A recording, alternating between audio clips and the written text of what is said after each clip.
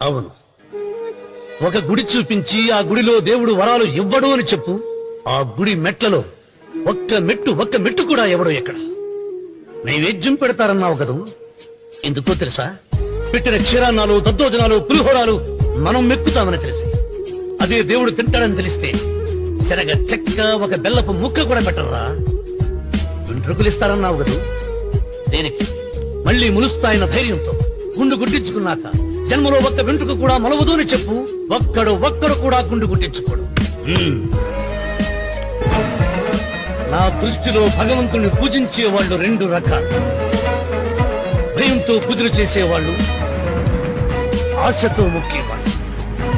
పాపం చేశాం, ఆయనకు దండం పెట్టి చేసిన పాపాన్ని ఏదో ఒక రూపంలో హుండీలో వేసేద్దామనుకునే వాళ్ళు మొదటి రకం. మొక్కితే ఏదో దక్కుతుందని ఆశపడేవాళ్ళు రెండో రకం.